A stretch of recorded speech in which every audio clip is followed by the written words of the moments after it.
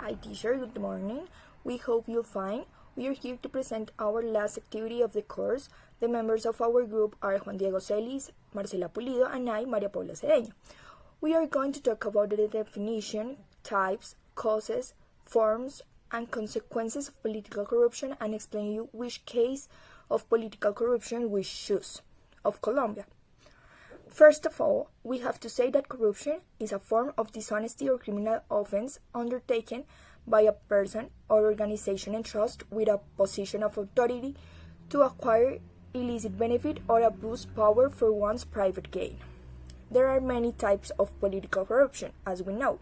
Some of them are business corruption, political corruption, educational corruption, corruption in government, corruption in law enforcement, corruption in healthcare system, and administrative corruption. Talking about that, for us, the worst are political corruption and corruption in education. Because the first one is a worst case of moral corruption, that it is the use of powers by government officials or their networks contacts for legitimate private gain. And the second one, because we all know that education is one of the valuable needs of common man, and some people steal the resources of the educational budgets that developing countries are of high importance.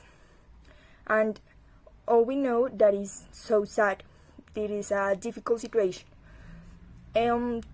Talking about the causes, the most common are no sense of service when working in public or private institutions, slow judicial processes, cultural environments that condone corruption, lack of moral criteria in promotions, regulations, and inefficient controls, low awareness or lack of courage to denounce corrupt behavior, and finally, we have corruption effects like aversion for joining the post linked to corruption, as I was mentioning, we have corruption effects like aversion for joining the post linked to corruption. Sincere, honest, and hardworking people develop an aversion for the post they like to, as they believe that they also need to be involved in corruption if they get into the post. Or we have delay in growth, that means due to a desire to mine money and other unlawful benefits, the official who needs to pass the clearances for projects or industries delay the process. What we conclude about all we are speaking of.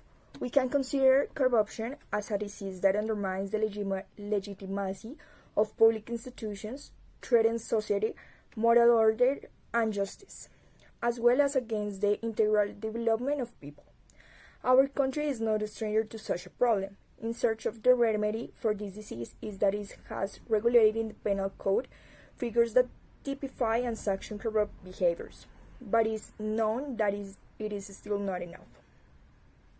Okay, finally, we can say that with these cases of corruption, not only the companies lost, for example, a project or a country, another president. People in the country, for example, in this case, in Colombia, don't have faith in his president or in a political worker or people who basically built our country. So there are a lot of consequences, but the most important is the fate of the people in the government and in a safe competition, not only in the construction, in all of the fields that you can find in a country. Thanks for all. This was our case. Okay, and now we're gonna study why, for example, Odebrecht do what they do. First of all, we can understand that companies like Odebrecht can't work in a competitive way with another companies in the same field. in the case, for example, for a president, we don't know a president, a government worker, a political worker, lack of values, lack of sense, and sometimes they prefer get a lot of money and not do what is correct in these cases. For example, a lot of companies in Colombia who works in this field in construction lost a lot of projects like these ones for corruption, for companies as Odebrecht and people as our presidents, maybe in the last 10 years or 2 or 3 governments. And we say, for example, that the lack of values and the lack of sense. And in the case of the company, they are not able to work in a competitive way with companies for the same country, Brazil or Colombia or in Mexico. We don't know. Okay, now we're gonna explain you our case of corruption. Our case is Odebrecht. Odebrecht is a Brazilian company present in a lot of countries in the world and present in a lot of continents. These continents are, for example, America, Europe, Africa, not just a continent, but in the Middle East, and no more. Also, for example, in 2 countries, in United States and in Brazil, Odebrecht is in bankrupt. Okay, next to this, we're gonna explain you what does they do. So, Odebrecht gives money to a lot of people. For example, in the field of construction, or a people who works in the government, political workers, and a lot of people, simply to get contracts of big projects in these countries. For example, in Colombia, they get 2 big projects in the last 10 years. For example, these projects were